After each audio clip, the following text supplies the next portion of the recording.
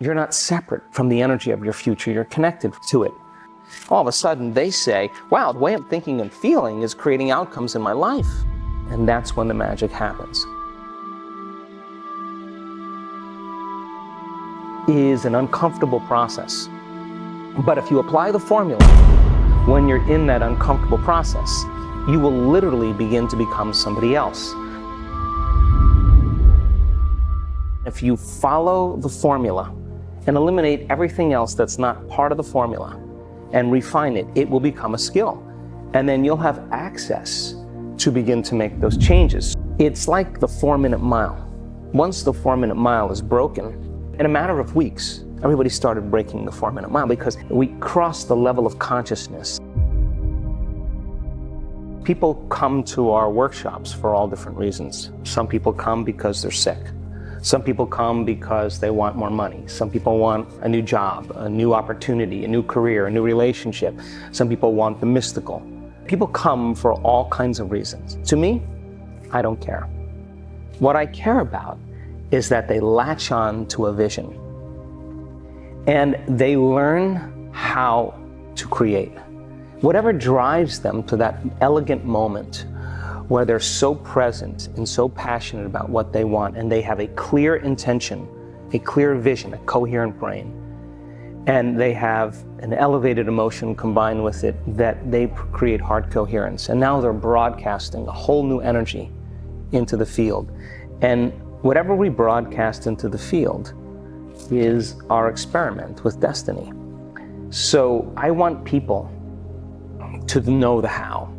Because we have plenty of people that have made millions and millions of dollars that were living in the backseat of their car or filed bankruptcy. We have plenty of people that were stage 4 cancer, serious health conditions that are healed. But really, people think they come for those reasons, but we come for wholeness. That's why we come. That when we feel so whole and so happy with ourselves, so connected to something greater, if you feel wholeness, it's impossible for you to want. How can you want when you're whole? When you're whole, you feel like you have everything. So I want people to reach that point where they feel so whole that they no longer want, and that's when the magic happens. Teaching them that allows them to understand that when they come back to their senses, they open their eyes. They're not looking for the experience. They feel like it's already happened. And if you feel like it's already happened, why would you be looking for it? Then, if your body is conditioned emotionally into that future, you're not separate from the energy of your future, you're connected to it. But the moment you get in traffic and you start getting angry, you get on the line at the bank and you start getting impatient, or you're sitting in a staff meeting and you start judging a coworker, you just disconnected from the energy of the future, and now you're back to the energy of your past, and you've done nothing wrong. You just lost your connection to the future. Now, the importance of that is to notice that you're disconnected. And if you say to me, well, that person made me feel this way and think this way, I'd say, oh my gosh, you're back to the unconscious program of being a victim in your life. The victim is saying that someone or something is controlling how I think and feel. But a person who's producing outcomes in their life, all of a sudden they say, wow, the way I'm thinking and feeling is creating outcomes in my life. Now I'm a creator in my life, and now I believe less and I'm a victim in my life. Point one. Point number two is that people think that they want certain things because they're experiencing lack. So they have to go about becoming the very person. So then, if we reframe it and you say, oh, I really want to be wealthy, I want all my needs met, and I'll say, really, why do you want to be wealthy? And they'll say, because I want freedom. I'd say, okay, let's focus on freedom. So now the person understands the sponsoring thought or the emotion. Why would you wait for your wealth to feel free? That's the Newtonian model of reality, of cause and effect, waiting for someone or something out there to take away this emptiness or lack. And what if I'm feeling this emotion is influencing certain thoughts, and how I think and feel creates my life. If I'm living in lack, I'm not going to create anything new. But if I say to you, hey, when you become that person, once you become it, then your reality is going to reorganize itself. Instead of living by cause and effect, Let's teach you how to cause and effect. So then the person then is no longer interested in getting something in their environment when they realize it's about who they become. And all of a sudden now the emphasis or the interest is in becoming that person. And we have a week with those people, and I want them to walk as it, sit as it, stand as it, lay down as it. I want them to get in the habit of walking from their room to the ballroom. It's become the new habit. That's why when we do our work, we're doing sitting meditations, we're doing standing and walking meditations, we're doing lying down meditations. I want it to become a new habit. I want them to become that person. So then, this happens thousands of times. People come for certain reasons. They come to heal their disease, and once they heal their disease, they realize it was never about healing their disease. You know what it was? It was about unlearning, breaking the habit, deprogramming, becoming conscious of their unconscious thoughts, becoming aware of their automatic habits and behaviors, noticing that they've been living in unworthiness and guilt for the last 25 years, but they're so used to living by that feeling, they don't even know it's guilt. It just feels like who they are. So point number 2 is that becoming that person requires you to stop being the old person. That's the work. And so when people come with a passion and enthusiasm to overcome that old self, they're gonna understand then that people who live in the past are asleep in the present, and they have to die. That old person has to die. And the dying of that old personality is an uncomfortable process. But if you apply the formula, when you're in that uncomfortable process, you will literally begin to become somebody else. So when they start becoming that person, they'll say, I thought I wanted wealth, but I really don't want wealth, I want this.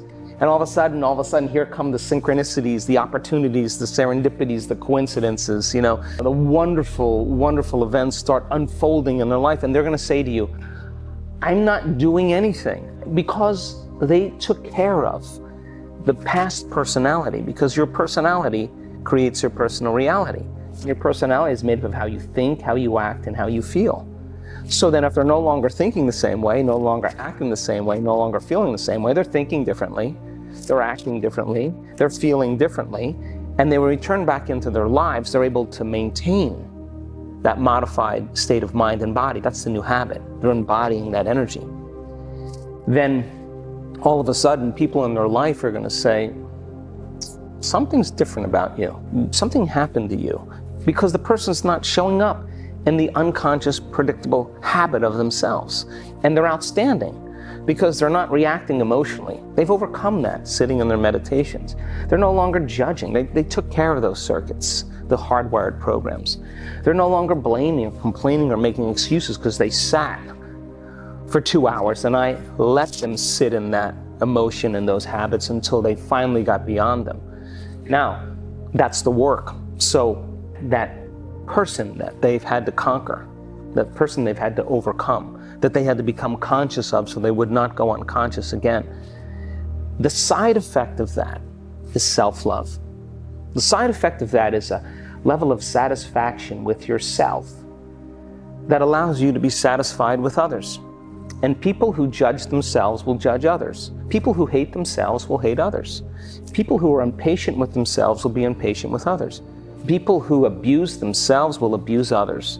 People who love themselves will love others. People who feel a gratitude for their effort will have gratitude authentically in their life.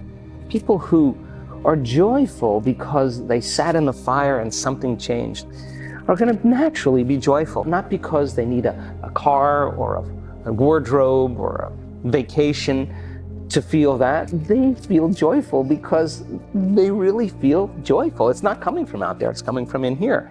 They will be joyful in their lives and it'll be real.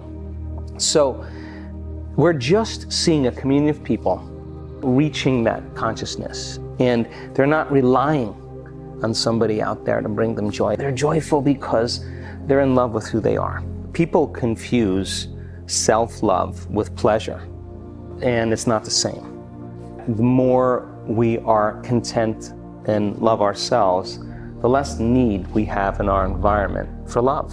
See that? And love and need has been very confusing for a lot of people.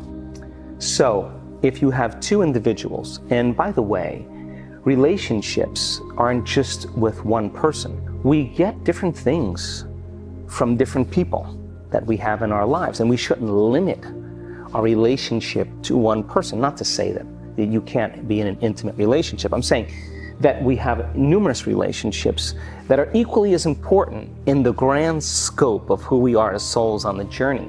We just can't love one person and despise everybody else. It's got to be consistent. So, but in a relationship where we're talking about men and women, the number one thing is having the same purpose. That if you have a purpose to truly be your best, and you have a person in your life that wants that same thing, well, you're heading in the same direction.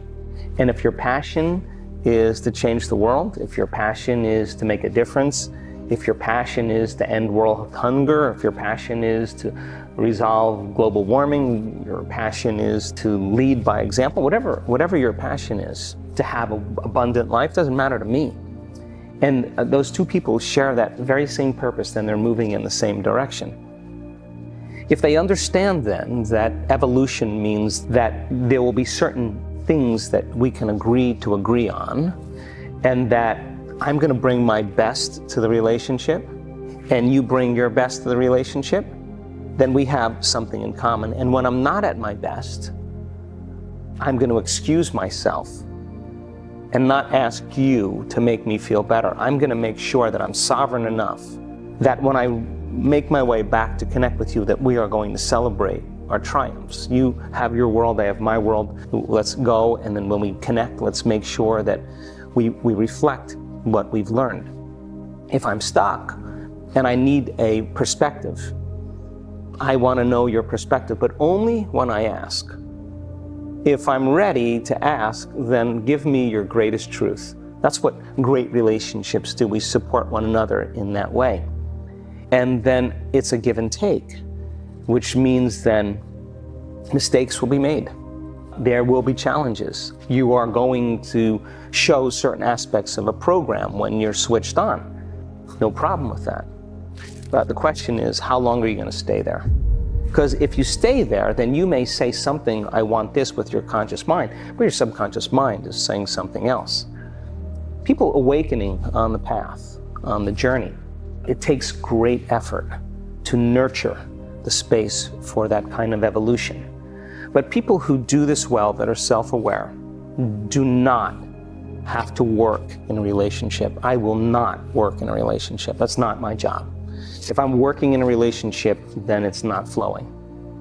If you bring your best and I bring my best, and we celebrate our efforts every single day, we talk about what we've learned, we talk about if we had another opportunity, how we could do it better. If I allow you to take your thought all the way to the end, and I say, then how can I support you? How can I bring that out in you? What would be the best thing? And if you lose that sense of purpose, or you fall from grace, how can I, in that moment, what do you want me to tell you if I notice it? To tell me the exact words, like, you're doing it again. Okay. Not like, you're doing it again, but like, hey, you're doing it again. So that the person can, get back on purpose. Now that begins to create a great bond. And that bond is built on true love. So when you have a relationship where you are overcoming needs, you're overcoming the belief of the way relationships should be based on our observation of our own parents and the way they treated one another. When you really are working for something greater than yourself, as a purpose or a truth, and you share that same purpose, there's a bond that happens automatically that's intangible, that requires less work. It's not working on the relationship. It's about working on yourself. And I think that we have in our community people who demonstrate that beautifully. And the side effect of it is that they have magic in their lives.